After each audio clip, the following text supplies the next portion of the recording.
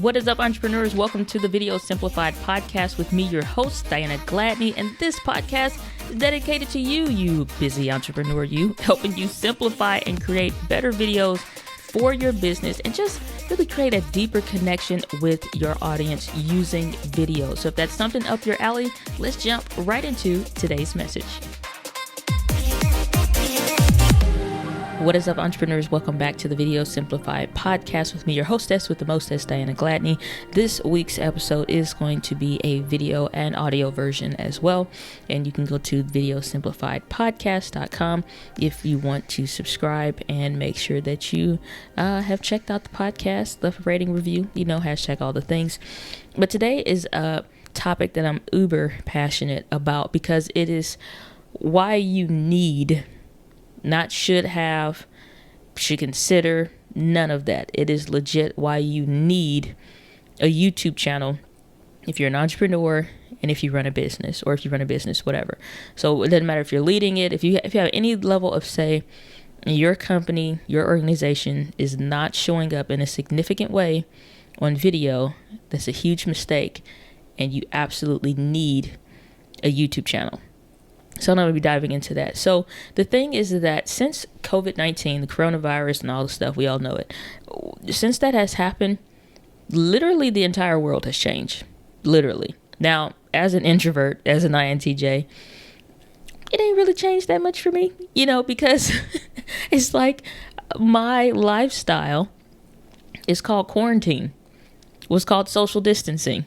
On purpose. So before that was a thing, that was our thing. So Introverts Unite, we all know what it's about. Everybody else had to get on board with us. So we're the only ones doing really well during this time. But it's like since the COVID-19, most entrepreneurs, they have to understand that business is different. So everybody got on board with the whole let's do delivery, contactless service and things like that. What they fail to realize is that in the midst of them having to make these changes, these aren't things that will probably just work for a little while, or it's just like, this is temporary. We won't have to keep doing that. Companies that are saying that internally probably need to recheck themselves. And that's phrasing, because that's not going to be true.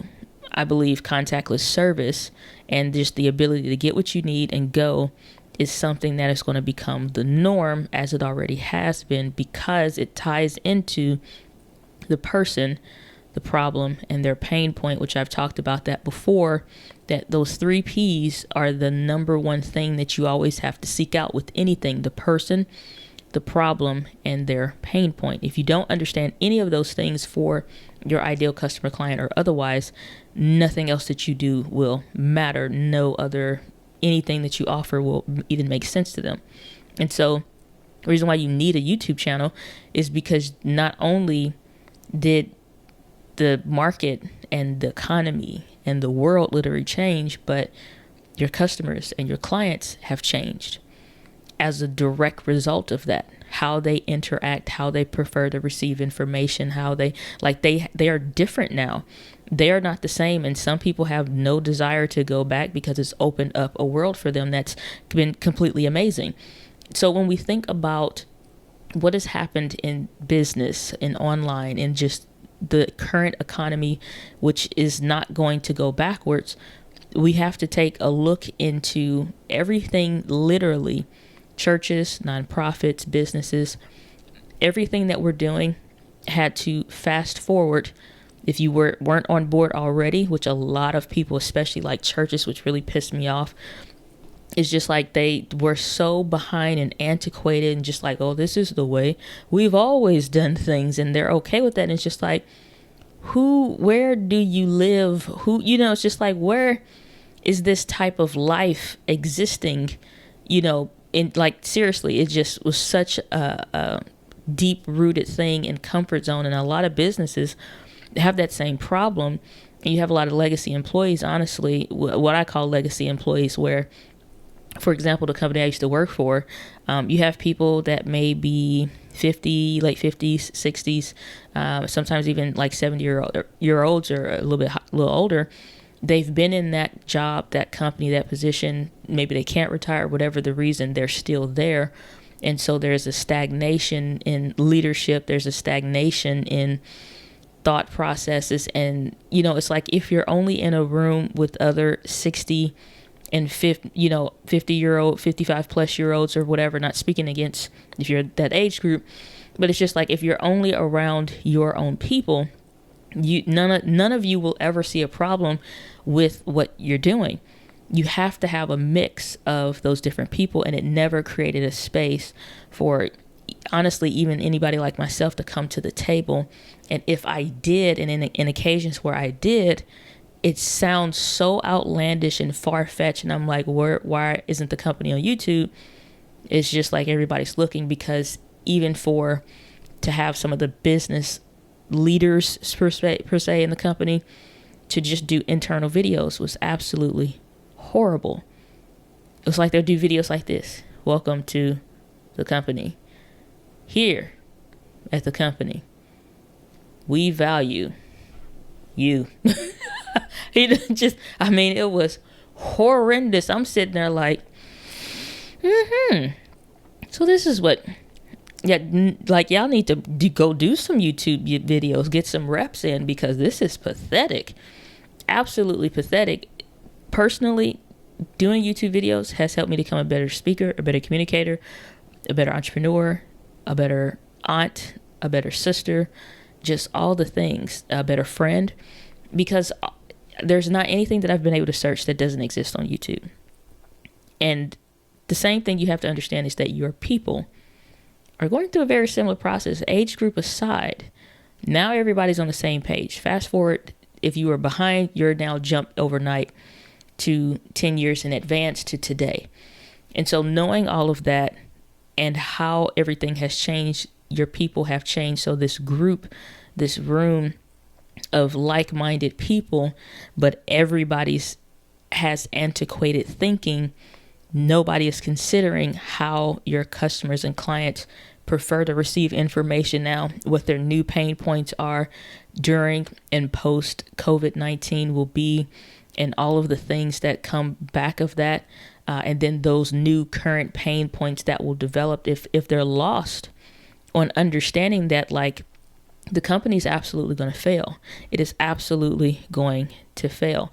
So here's the thing that I think a lot of people don't take into consideration either. There is not one niche that I know of, or one type of business, or one type of content that literally cannot exist on YouTube. Case in point, I wrote a few things down to take some notes to just kind of like consider some of the very different types of content, but still very important types of content that even I have searched. And it's not like I viewed YouTube back in the day as a consumer, more now as a content creator and entrepreneur, but at the same time, viewing it as a consumer, it was so many things that I wanted to learn. One of those things was when I had surgery, or before I had surgery, once I figured out what it was, how it was going to be done, and all of those different things, I started to look up doctors. And not only did I look up doctors, I started to look up the surgery, that specific procedure, and what all it was going to be, watch the entire surgery and the doctor's commentations throughout and what that process is, how it's going to be for the patient. I could even watch vlogs of the women that have had similar surgeries, get their experience, what the type of healing process was like for them. And literally a doctor would have a YouTube channel, and it may be explaining his surgeries and how he makes his experience for his clients and his clients, essentially his patients, less stressful, less painful than other doctor's office. How much business questions, consultations, appointments, the doctor that showed up and was just transparent, and here's one that was kind of rough, and here's what we decided to do. This is something I'm going to have to talk to the client about to come back to for a second procedure. It'll be an outpatient, but it's just like, how much more valuable to somebody like me that is literally scared to death of hopping on the table, one, having a little bit more comfort in having seen the process, more educated questions, and more likely to book an appointment or ask some questions to the doctor because they didn't just talk about it. I got a chance to actually see the process. So even like the most weirdest thing, like a surgery or a procedure or medications or whatever the case is, I got a chance to see it. I've even had watched about things I had to give myself. For a time I was on medical injections. I absolutely hate needles. I had to go and I needed to, like, I don't care what they told me. I needed to go and watch a YouTube video to see how to do this, because I'm at a point now, I'm not thinking clearly anymore. I'm freaking out. And I'm at home and I got to do this. And I'm like, what the hell, man? It's just like, so give me this big needle. And it's just like, oh, where do I place it? And it's just like, oh, Lord, help me. A YouTube video helped me get through that process. Some other things is that when I needed something fixed on my car, I watched a video from the dealer or the mechanic where they showed me how to do that. Go figure. Change transmission, oil, the belt on my old car me and my dad have done. I mean, just like simple things to a mechanic, maybe like 15 or 20 minutes or whatever. Maybe it's like an hour process. But then if that's something that you want to know or learn how to do, you can do it. And oil change is super quick. And so instead of maybe going to the shop, breaking away from your schedule, whatever, it's like, I got some time. Maybe I want to do it, or I at least know what it takes to do it. So if somebody tries to rip you off, assuming you don't know anything, you do. So much more valuable. Or even if you're that mechanic and you're saying, here's how to know if a mechanic shop is trying to rip you off with this is all this is. If they ever show you this common, thing, then to say that this is what's wrong, they're lying. Go someplace else. How much more valuable is that mechanic than the one that just gives you a quote and estimate online and maybe sends a circular in the mail? Last example here is that when I wanted to study communication and human psychology, I watched a professional and a doctor. They broke down that process. They gave me book recommendations, and that went on to help me again become a better person in learning to communicate better, communicate through frustration, knowing when not to try to communicate. It's just not going to come out clearly, just to be a better version of myself. It translates into my business, translates into my family, translates in just so many different ways, because everything requires communication. How much more valuable, for example, is the author that didn't just do a book review of their own book or something, but broke down concepts, did a series on those different things. So there's literally no niche that, like, if you can do a surgery and explain books, and if there's no anything, a vlog, share your experience, there is no excuse for why you can't find a place on YouTube. So here's the thing. It's 3 things that I wanted to touch on also when it comes to being this entrepreneur, this business owner. You're needing to have a YouTube channel, and some things that you may be missing as well. Number 1, like, the customers are searching for things that they didn't before because they're now online more. So some people, like, they didn't have internet connection. They didn't have a good computer. And that's why we saw tech sales really go up, especially like in the camera space. It was wild and has been wild. Things that cost $130, $400 just from price gouging. Can't find a good camera to save your life without it being slightly price gouged. Just like simple things sold out, won't come back in stock. Every time something else comes back in, it's just gone very quickly. Insane. Absolutely insane. So literally everybody had to get to a point to where they could show up on video for the conferencing and all this, and they had to start searching for problems that they didn't have before. And so there's literally an influx of new people that have come online. Not that they didn't always have access to the internet, but now they're more reliant on the internet, are now online. Taking, again, this whole COVID-19 situation into an account, most people have changed. Like, I even talked to a friend, their job is not going back to in person anymore. Company found out, you know what? It actually doesn't even make sense to have everybody come back. We got this big building. It's like, we don't need much. to run a competent company, increase our, our revenue, and just meet our bottom line without a problem, and then give our employees the flexibility of working from home. Maybe even work less hours, maybe increase more pay because we don't have the expenses. And so we can funnel that back into the business and give them a piece of the benefit of working from home beyond just the scheduling and flexibility, but financially, how it's made a difference. People's lives are different. The difference in working a job versus working at home, yes, you're still working, but you also, for me, having and dealing with stage 4 endometriosis, there are times I need a break. The work can still get done during the day, but maybe just not at that core hours.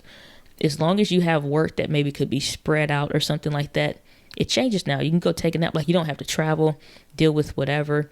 Or I'm already at home. I could take that stronger medication and let it start working right at the end of the day. So by the time I'm at log off point, the medicine is already kicked in. I'm walking a couple steps to my bedroom, and that's it. Like, I'm already in a place to make a nice smooth transition versus having to deal with the drive home, being in excruciating pain, potentially messing up and making poor decisions because I can't think straight because of the pain level. And then having an incident where I backed into this pole and completely messed up the back of my car just for solely being out of pain or being in pain, unable to take medicine at that time because I needed to be at home to do it for the strength and all of what the side effects and whatnot. And so it's like I compare that kind of a thing to where I could just be at home, or I could just have my food delivered with contactless whatever, and I don't have to get up. I don't have to deal with the whole how's your day going, blah, blah, blah, and how's the weather, kind of stupid conversations. And so what human interactions have happened, they're more meaningful. And those that aren't necessary aren't happening. And so now if I was trying to figure out online, trying to figure out a more efficient way to live, as I have already begun to, my searches are different than maybe what it was before, working and traveling and commuting and blah, blah, blah. Maybe my searches are different. So if you're that mechanic, I'm not just looking for how to do an oil change. Maybe I'm looking at 3 tips on how to keep good maintenance on my car, even though I'm driving it less now. My pain point or my problem still may be revolved around maintaining my car, but it's shifted. So I'm searching new things now because I'm entering a new type situation. Other thing is that a customer's service experience, and I touched on this just a little bit a second ago, is different now. We don't expect to have to talk to anybody. I love the delivery people that just drop it and go, or I get a picture, it's like there, or you can see like Amazon delivery service, which is freaking fantastic. You can see when they're 1 stop, 2 stop away, go get it done.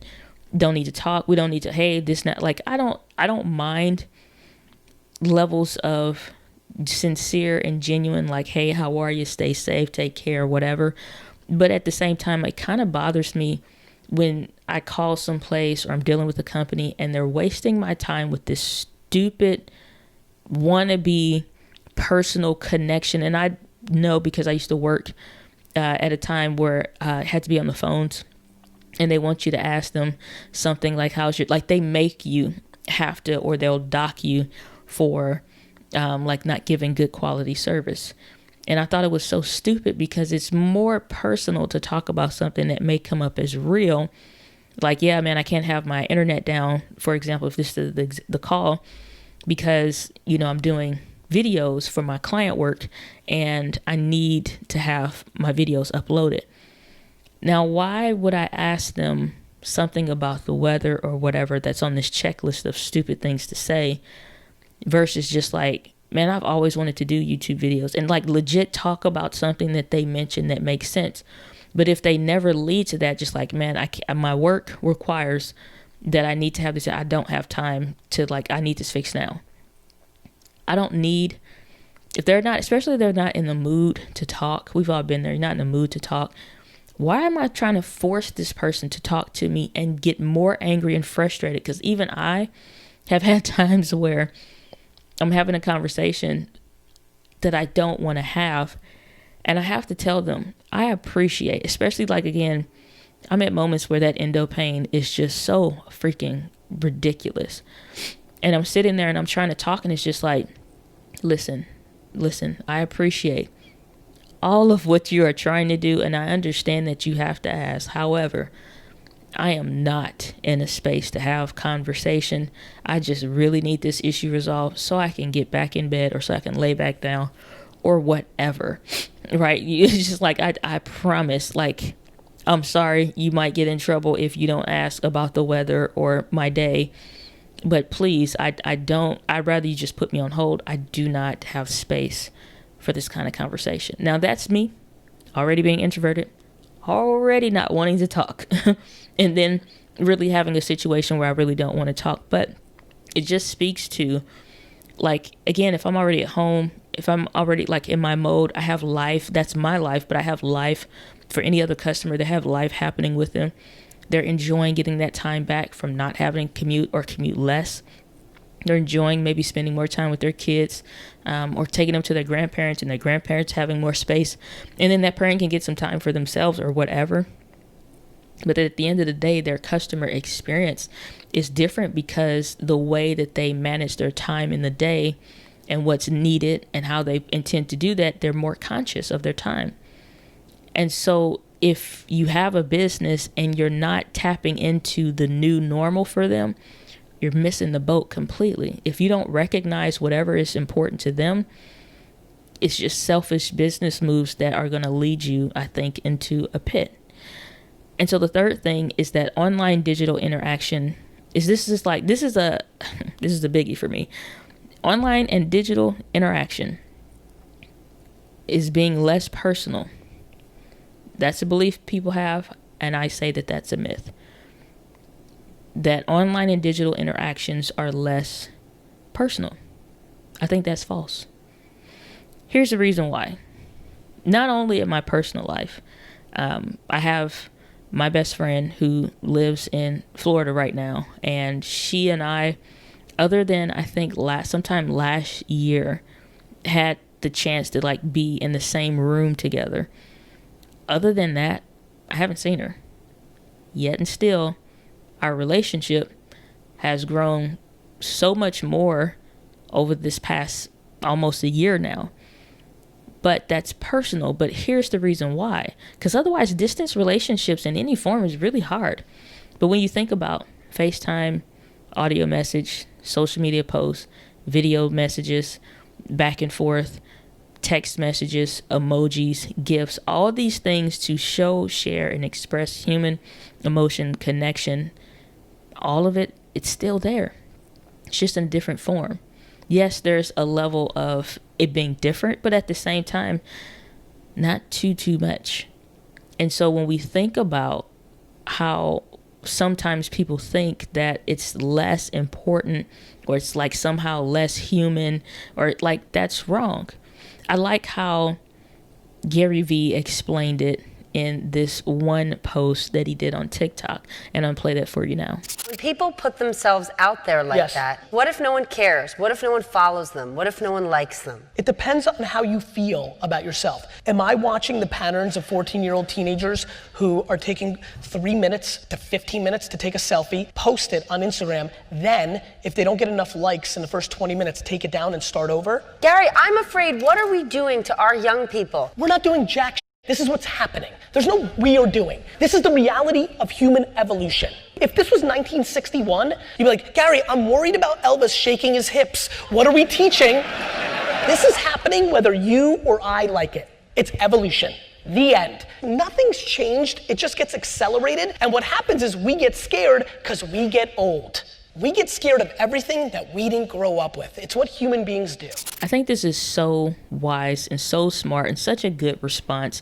In addition to this, I listened to a post, and I shared this on my Instagram page by Pastor Michael Todd. So you can see both sides of the spectrum, from church and nonprofit and leadership and stuff like that, to business and leadership and communication and things like that with Gary Vee.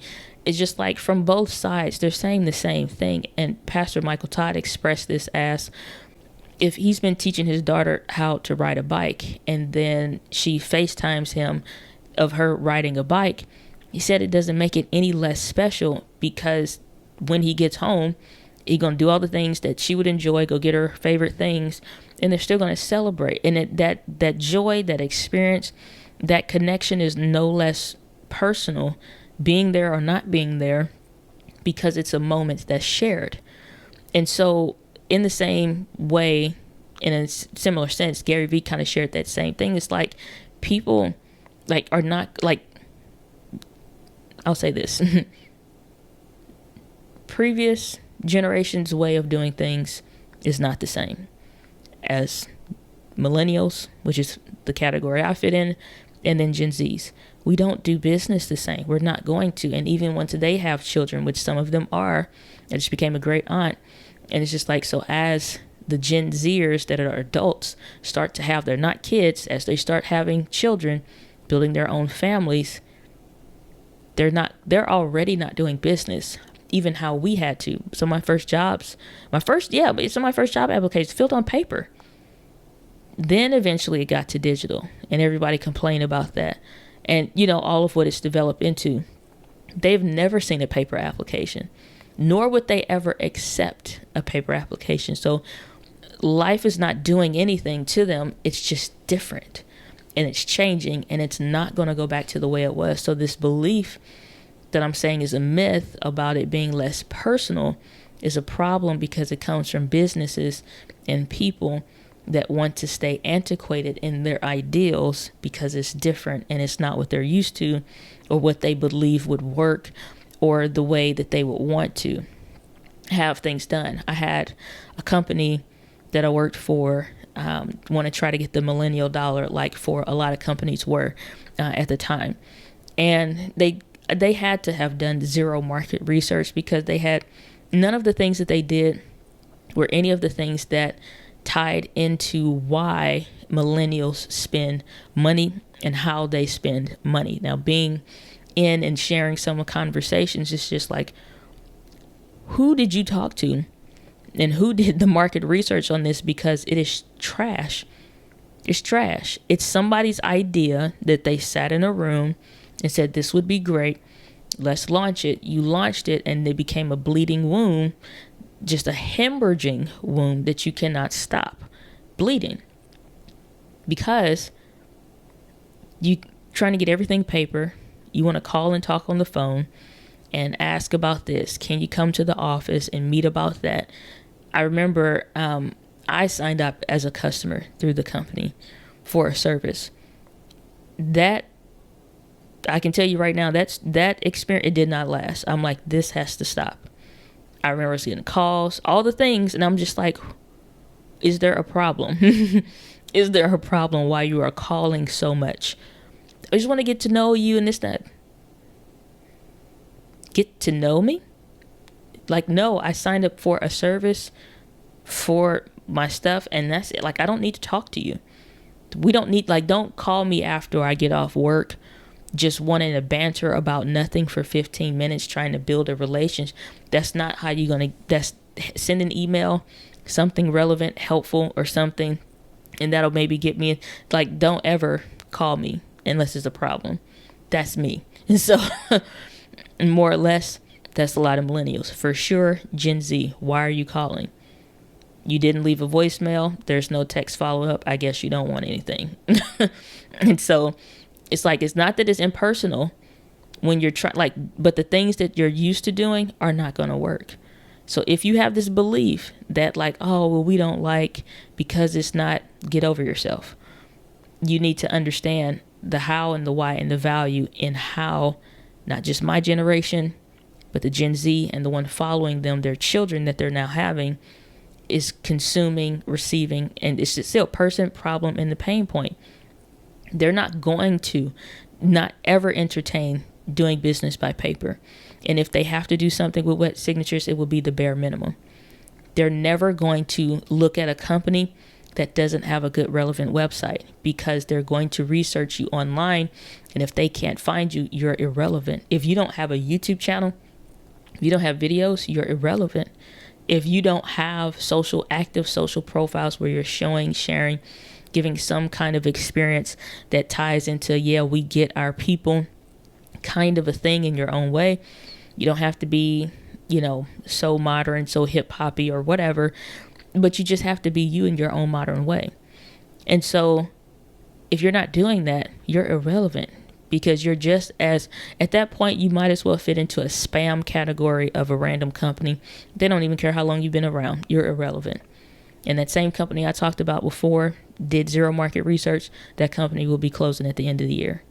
So I'm just saying that this is a crucial point for a lot of entrepreneurs. And I think it's important that you continue to pay attention to your person, their problem, and their pain.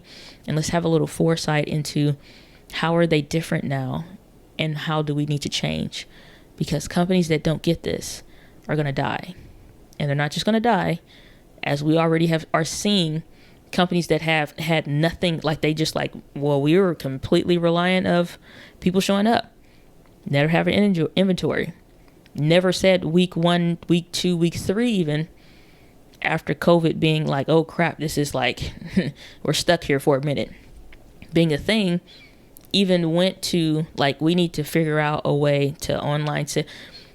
Some of these companies, honestly, it could have been as easy as listing everything that you have in your location, your store, like if you're retail or something, and here's how to do this. Here's how to use a dumbbell. Do a 12-part series on, weights and just all of that. Do a nutrition series, if literally sell the nutrition pack, give away a free guide. And that was the thing. Most companies didn't have an email list, non-existent email list. Websites sucked. Not any kinds of connection online. They became irrelevant very quickly. Other companies, you're selling something, show how to do some design stuff in the store, or rent a apartment or something, or something. Pick a clear area out of the store, pick a design area, and create, nobody's able to come into the retail shops. Clear a whole section out, create a demo area where you're showing how to use and showcase this and feature this week and blah blah blah, and here's how 12 things you can do with lounges and whatever, but figure it out. Here's the thing about the pattern and the fabric and blah, blah, blah. Figure it out. And some of these companies didn't even try. And we're watching brands that some of us care about close. And it's unfortunate, because it was ways out of this. And I think one of those biggest ways is showing up through video. And it makes sense to be on the number one video platform currently, which is YouTube. And I say currently because TikTok has taken off. Has taken off. Instagram continues to be its own thing. Facebook continues to be its own thing. It really, really matters. In the same way that it's kind of ridiculous to have a poor website, it's kind of ridiculous not to have a YouTube channel. So that's a really kind of an in-depth episode, I think, into it really scratches the scratch for creating a YouTube channel as a business, and the you need to things. And a lot of it is mindset for a lot of entrepreneurs. If your mindset isn't focused in understanding we can't be like this anymore, they're going to be gone. Churches and nonprofits and schools have had to shift, but those that still aren't, and they're struggling, and they're not getting the how the student, that member, that community member, they're not understanding these same things. You're going to see churches close their doors. You're going to see nonprofits go out of business. You're going to it's just, this is something that's universal. It's not going away. And so I think one of the biggest things, it's most people well, how do I know? And blah. There's literally not one niche that's not available to see something about it on YouTube. Stop trying to be so professional. and be a little bit human. Be a little bit human. If you can start there, current pain point, something that you're offering, I think you can begin to come out of this COVID thing and come out on the other side probably in a much better position than what you were going in. So that's what I'm going to leave for today's video, Simplified Podcast. If you enjoyed what you heard, make sure you leave a rating or review in your favorite podcast player. All you have to do, if, for example, you're in Apple Podcasts, you click on the name of the show. You can scroll to the ratings area, click on write a review, drop your stars, and you can leave a comment if you want as well. But guys, that's where I'm going to leave it for today's episode. And as I love to end my podcast, the winds of life blows on us all, but it's how you set your sails. I see you on the next podcast. Peace.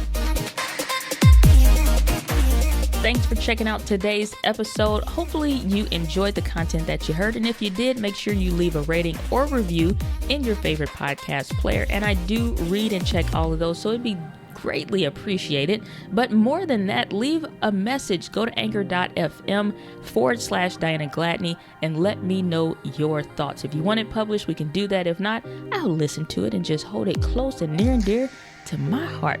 But otherwise, guys, make sure you subscribe to Entre Women TV if you want more video tips and things like such as. But otherwise, guys, I will see you on the next episode on the Video Simplified Podcast. Take care, and as always, live with passion.